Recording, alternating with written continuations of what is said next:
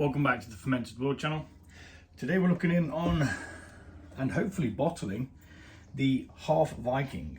So if you're not familiar with this brew, this is a brew that I brewed a Vikings Blood, normal Vikings Blood with the cherries in the fermentation and dried cherries in secondary. I then took those cherries and the dried cherries and the yeast and created another mead just to prove that I could. And it's called Half Viking. The only thing that this has cost me is the cost of the honey. No cost of the cherries, no cost of yeast, no nothing. So yeah, it was really nice last time I checked it. So we're gonna have a little taste, of course. I've washed some bottles, we've got some more kit here, ready to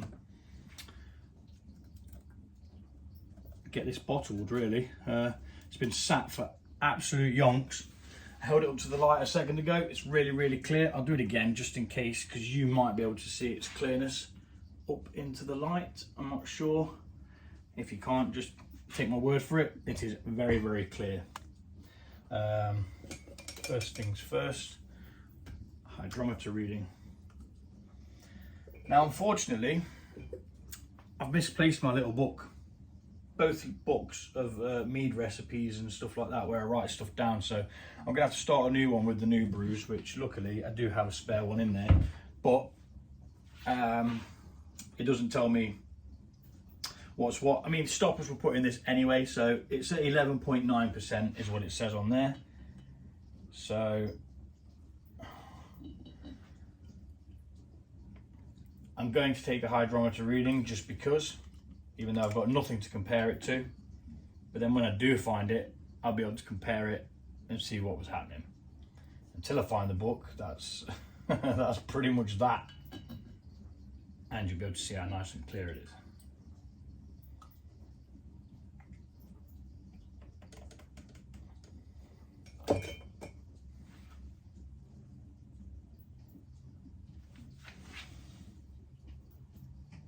Now, you see, I thought 26. I didn't want to say it just in case I was wrong, 246, but yeah, that's at 26. So let's have a sample. Nice and clear, looking good. Smells nice, very fruity.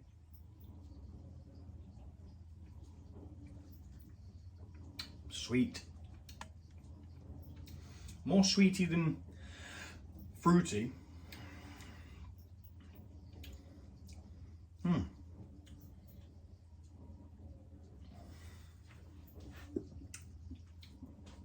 As if the fruit's kind of diminished a little bit from being sat in there for so long.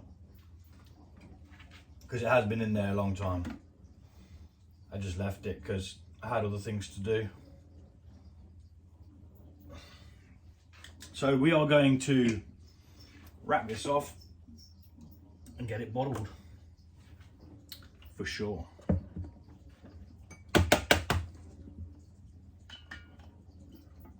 And I'm going to speed this bit up because once you've seen one being racked off, you've seen them all.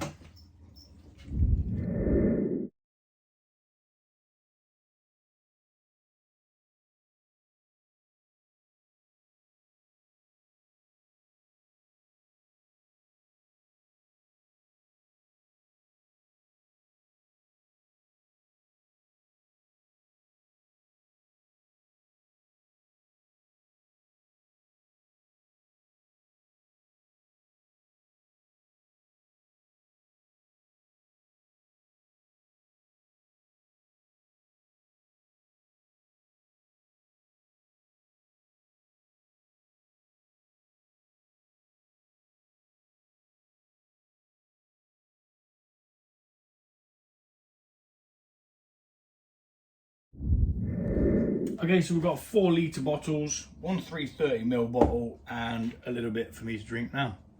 It wouldn't fit in a glass. Looking at that, I may very well have been able to put that into a 500ml, but I didn't think so.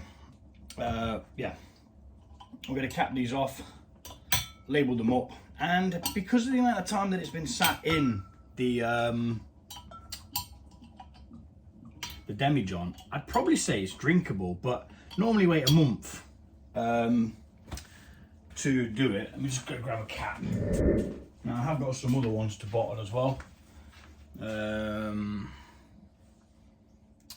an orange one there, made with orange juice and oranges. Really nice. Came out better than I thought. Came out a bit stronger than I thought as well. Came out at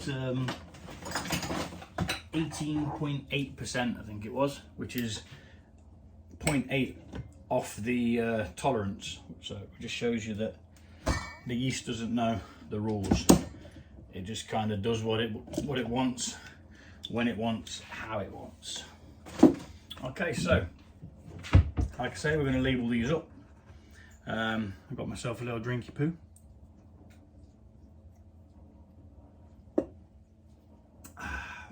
And yeah, we'll wait about a month and we'll sample them, see what they're like. The Viking, the Half Viking. I called it Half Viking because I didn't want it to be confused with the normal Vikings Blood, because it was literally an experiment.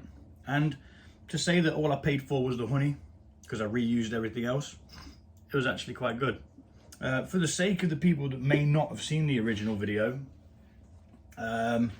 of the experiment to see whether it was possible, it literally was just an experiment to see whether it could be done. And it has produced reasonably good results. Okay, it's not as good as the original because it's not got the freshness of the flavour. You know, the cherries had been in something else previously, but it did bring the dried cherries did bring a lot of flavour to it.